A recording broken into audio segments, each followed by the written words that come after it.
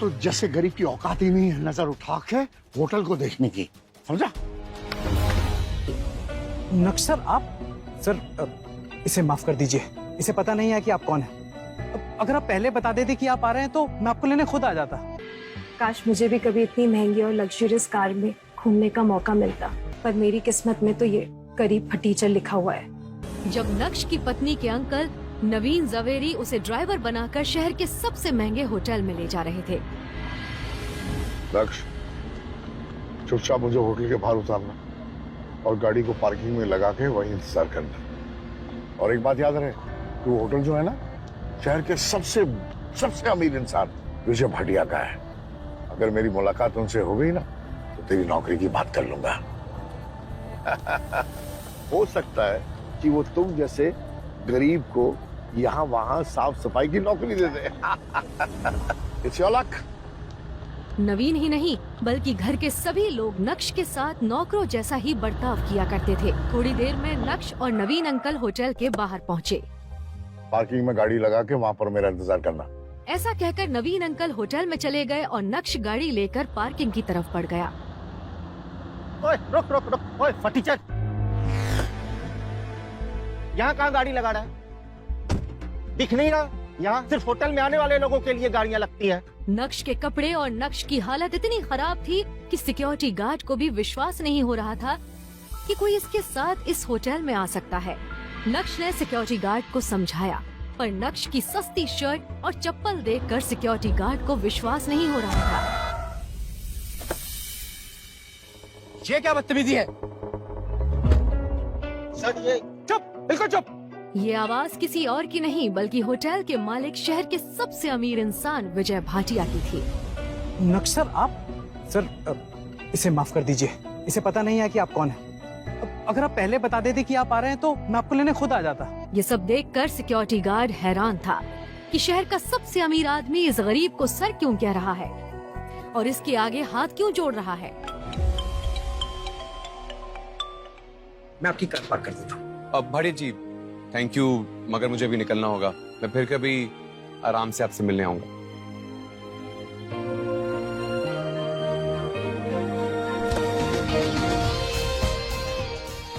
ऐसा कहते हुए नक्श वापस होटल के गेट पर पहुंच गया जहां नवीन अंकल उसका इंतजार कर रहे थे।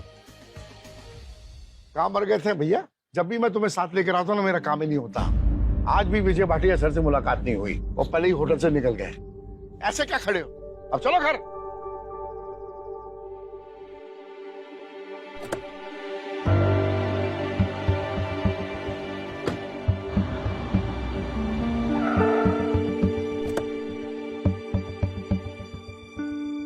जैसे ही वो वहां पहुंचा तो उसने देखा कि अनिका यानी कि नक्श की पत्नी दूसरी तरफ खड़ी थी। काश मुझे भी कभी इतनी महंगी और लग्जरियस कार में घूमने का मौका मिलता, पर मेरी किस्मत में तो ये गरीब फटीचर लिखा हुआ है। न जाने पापा ने क्या देखकर मेरी इससे शादी करवा दी। और मेरी फूटी किस्मत कि मैंने उस दिन पापा की बातों में आकर इस शादी के लिए हाँ भी बोल दिया। नक्श भानुशाली इंडिया के टॉप बिजनेसमैन फैमिलीज में से किसी एक का वारिस है, मगर जो नक्श भानुशाली की बात हो रही है उसके कतरे कतरे से बेबसी झलक रही है। ओए, कुछ पैसे की जरूरत हो तो बता देना, तुम्हारी गरीबी देखी नहीं जाती। पर नक्श सीधा शहर के सबसे बड़े कार के शोरूम में पहुंच जाता है और कहता है, हेलो, मुझे शोरूम की सबसे महंगी कार चाहिए, वो भी अभी। Excuse me ma'am, Manish attend करो मैडम। अरे यहाँ कोई मजाक चल रहा है? तुम्हें देखकर तो ऐसा लगता है जैसे तुम साइकिल भी उधार में खरीदोगे। पता है यहाँ कितनी महंगी कारें मिलती?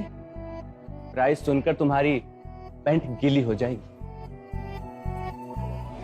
इसमें तुम्हारी कोई गलती नहीं है, मेरी हालत ही कुछ ऐसी है कि कोई भी मुझे भिखारी ही समझेगा।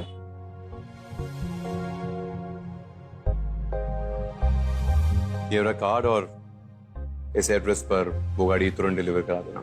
इतना सुनकर सेल्समैन के हाव भाव बदलने लगते हैं। वो नक्श को नजर उठाकर पूरी तरह से एक और बार देखता है और जब वो कार्ड स्वाइप करने के लिए हाथ बढ़ाता है तो उसकी नजर कार्ड पर लिखे नाम पर पड़ती है। नक्श भानुशाली। नक्श सर, आप मुझे माफ कर दीजिए, मुझे नहीं पता था कि आप। I am really sorry. तो आखिर पहचान ही गए तुम मुझे? हाँ, मैं ही हूं, नक्श भानुशाली, भानुशाली इंडस्ट्रीज का मालिक।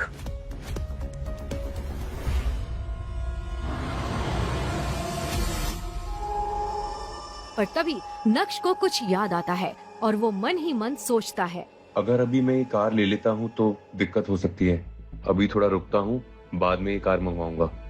सुनो, यस सर। तुम ये कार अभी यहीं रहने दो, मैं तुम्हें कॉल करके बताऊंगा कि कब और कहाँ लानी है। जी सर। और इतना कहकर नक्श वहाँ से चला जाता है। आखिर में कौन था ये नक्श भानुशाली और क्यों वो इतनी सिंपल जिंदगी जी रहा था? क्या होगा जब अनिका को पता चलेगा नक्श की सच्चाई का? आखिर क्यों कराई अनिका के पापा ने नक्श से उसकी शादी? और क्या वो जानते थे नक्श की सच्चाई? खैर, इन सवालों के जवाब आगे मिलेंगे आपको। कार के शोरूम से नक्श जैसे ही बाहर पहुंचा तो उसे मोबाइल स्क्रीन पर दिखा भाग्या का फोन था। उसे देखते ही नक्श के सारे सपने छूमंतर हो गए।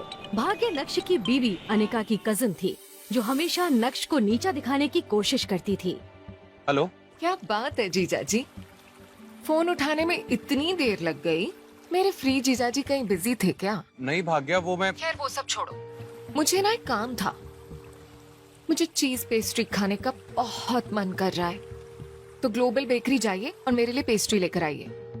और हाँ, उसे छूने की जरूरत भी मत करना, बहुत कॉस्टली होती है वो पेस्ट्री। भाग्या, मुझे बैंक जाना था और मेरे प्यारे जीजा जी, ये बैंक वैंक का बहाना ना किसी और को देना। पलना तो वैसे भी आपको हमारे ही टुकड़ों पे है ना? तो बहाना वहाना छोड़िए और जाइए मेरे लिए पेस्ट्री लेकर आइए। और हाँ, मैं फिर से कह रही हूँ, उसे छूने की हिम्मत भी मत करना और बॉक्स तो बिल्कुल मत खोलना। 1 घंटे के अंदर अंदर मेरे घर आइए पेस्ट्री लेकर, ठीक है? बाय। खैर, नक्श ग्लोबल बेकरी पहुंचा, पेस्ट्री ली और वापस घर आ गया। लेकिन यहाँ तो नक्श के लिए एक नई मुसीबत इंतजार कर रही थी। वो जैसे ही घर में घुसा, उसने सामने देखा तो उसकी सास चित्रा अपनी कुछ सहेलियों के साथ रमी पार्टी में व्यस्त थी। तभी चित्रा जी की एक सहेली ने अपने चश्मे की तरफ देखकर कहा, चित्रा, देखना, तेरे यहाँ आते वक्त मेरे चश्मे का ग्लास निकल गया और अब मुझे देखने में भी दिक्कत हो रही है। तो इसमें टेंशन लेने की क्या बात है? तू पार्टी एंजॉय कर, मैं किसी सर्वेंट से बोलकर ठीक करवा देती हूँ। अरे नहीं, ये चश्मा इम्पोर्टेड है, पूरे 2 लाख का लिया था मैंने, और मैं किसी नौकर पे भरोसा नहीं कर सकती। वैसे भी कभी मैंने टूटा हुआ चश्मा आज तक नहीं पहना है, पर क्या करूँ, घर भी तो जाना है वापस और मुझे देखने में भी दिक्कत हो रही है। सो नक्श उस तरफ से निकला ही था जब चित्रा जी की नजर उस पर पड़ी। नौकर नहीं, बस नौकर से थोड़ा ऊपर। वो तेरा काम अच्छे से करवा देगा, तुझे चिंता करने की कोई जरूरत नहीं। अरे सुनो नक्श। उन्होंने नक्श को पुकारा। नक्श ने जैसे ही चित्रा की आवाज सुनी वो ठिठक गया। वो समझ गया कि अब कोई ना कोई नया बवाल होने वाला है। नक्श, यहाँ।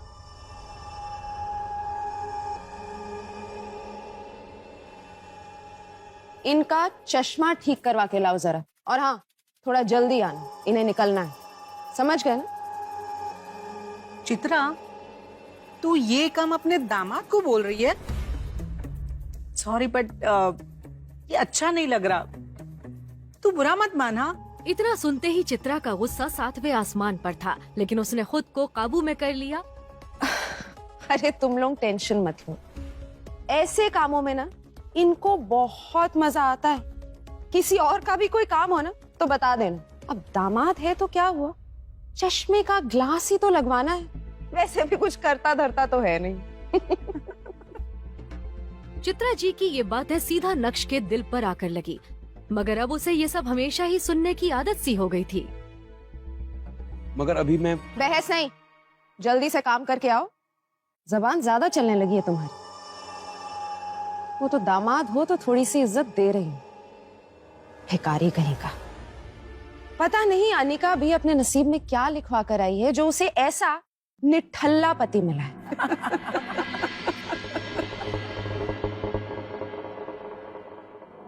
बस सही से फिट करवा कर लाना, और हाँ, अच्छी दुकान पर जाना।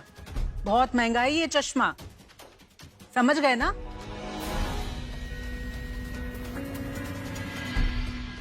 नक्श सर झुकाए उस चश्मे की तरफ देखने लगा। उसे जाते देख चित्रा की दूसरी सहेलियों ने भी अपने अपने काम पकड़ा दिए। नक्श सभी की बातें सुनता रहा और फिर सामने लगी अनिका की तस्वीर देखते हुए मन ही मन बोला, इतनी बेइज्जती के बाद अभी भी मैं अगर इस घर में टिका हुआ हूं ना, तो सिर्फ इसलिए अनिका, क्योंकि मैं आपको खोना नहीं चाहता। आई लव यू, लेकिन ये सब भी अब ज्यादा दिन नहीं चलने दूंगा मैं। इतना कहकर नक्श बाहर आ गया। वो अपनी ई स्कूटर लेकर निकला ही था कि तभी रास्ते में उसके मोबाइल पर उसकी बीवी अनिका का कॉल आया।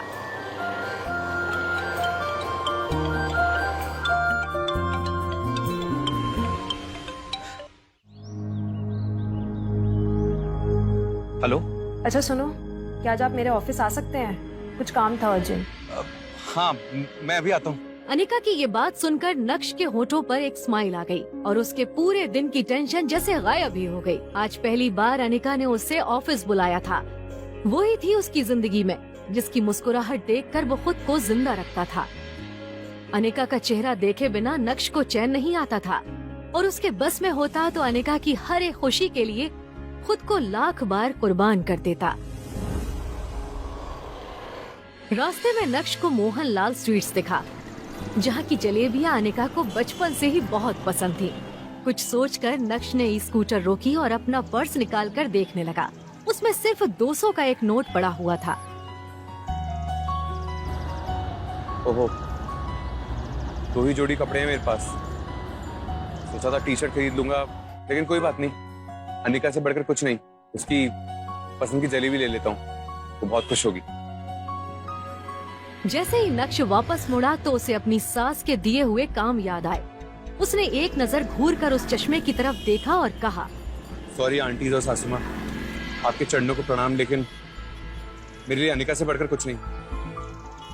आपसे थोड़ा सुन ही लेंगे। इतना कहकर नक्श ने वो चश्मा फेंक दिया। आज वो पहली बार अनिका के ऑफिस जा रहा था। ये सोचकर आज वो फूला नहीं समा रहा था कि वहाँ उसका अच्छे से स्वागत होगा।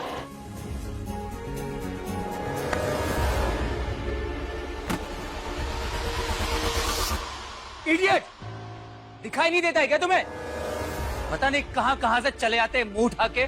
इस ऑफिस के अंदर ना तुम्हारे खड़े होने की भी औकात नहीं है, और तुम टहल तो ऐसे रहे हो जैसे कि तुम्हारे बाप का घर हो। कौन हो तुम?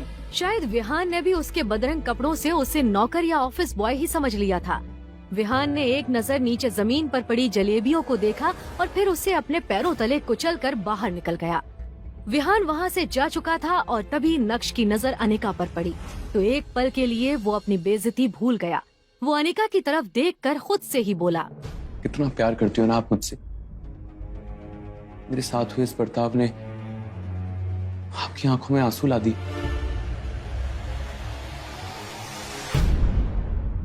कोई नहीं अनिका, ये वक्त बदल जाएगा, देखना तुम।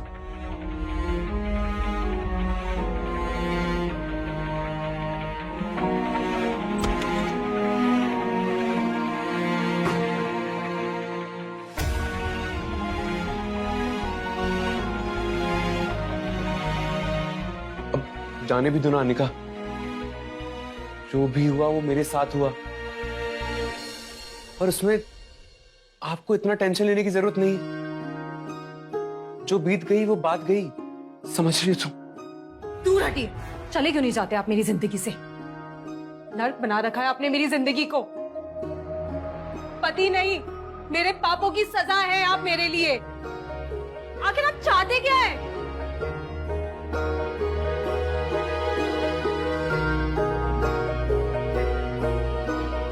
पापा ने मेरी जबरदस्ती शादी करवा दी आपसे, उस गलती की सजा आज तक मिल रही है मुझे। आप तो मेरे काबिल भी नहीं थे। आपको ना अपना पति कहते हुए मुझे शर्म आती है। आज ड्राइवर नहीं था तो मैंने आपको इसलिए बुलाया, लेकिन मुझे नहीं पता था कि आप इतने काम के भी लायक नहीं है। यहाँ आके आपने मेरे इतने पुराने बिजनेस पार्टनर मिस्टर विहान तक को नाराज कर दिया। जहां जाती हूं मैं, आप मुझे बेइज्जती के सिवाय और कुछ नहीं दे सकते। सिर्फ एक बदनुमा धब्बा बनकर रह गए हो आप मेरी जिंदगी पर।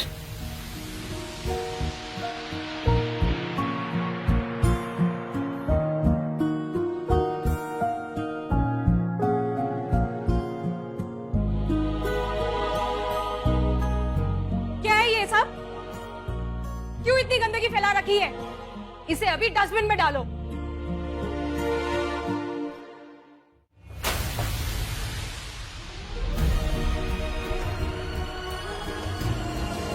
विहान अपनी कार में पहले से ही बैठकर अनिका का इंतजार कर रहा था।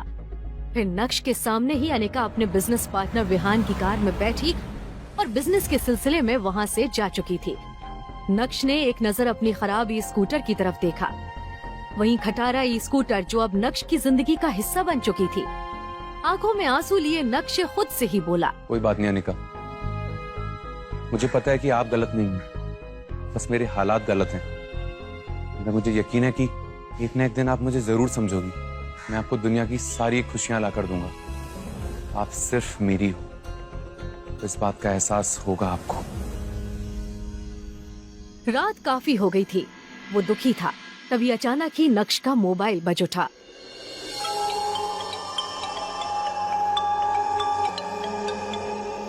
हेलो, कहाँ रह गए थे तुम? तुम्हें पता है तुम्हारी वजह से मेरी सहेलियों के सामने कितनी बेइज्जती हुई? ऊपर से तुम्हारा फोन भी नहीं लग रहा था। कहाँ थे अब तक? माँ जी, वो मैं अनिका को लेने चला गया था। उसका फोन दो उसे। उसका फोन भी नहीं लग रहा है। पर वो मेरे साथ यहाँ नहीं आई है।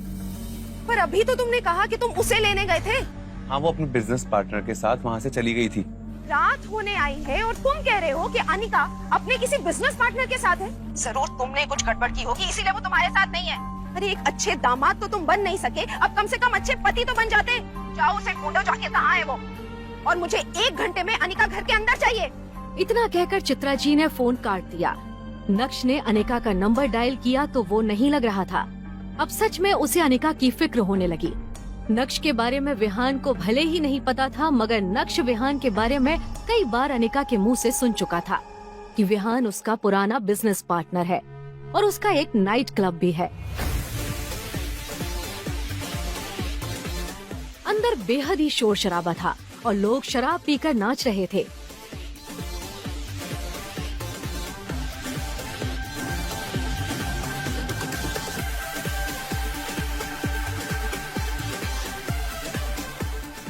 नक्श ने चारों तरफ नजर दौड़ाई, मगर अनिका उसे कहीं भी नजर नहीं आई। अनिका! नक्श ने एक झटके से दरवाजा खोला तो उसका मुंह खुला का खुला रह गया। उसके पैरों तले जमीन खिसक गई। क्या देखा नक्श ने कमरे के अंदर जिसने उसके होश उड़ा दिए? क्या कमरे के अंदर विहान के साथ अनिका ही थी? ऐसा क्या देखा नक्श ने कि वो गुस्से से पागल हो गया? अब क्या करेगा नक्श? जाने इन सभी सवालों के जवाब। जानने के लिए अभी डाउनलोड करें पॉकेट FM और सुनिए best audio shows Insta Empire. Free कहानी सुनने के लिए अभी नीचे दिए गए इंस्टॉल बटन को क्लिक कीजिए और पॉकेट FM डाउनलोड कीजिए।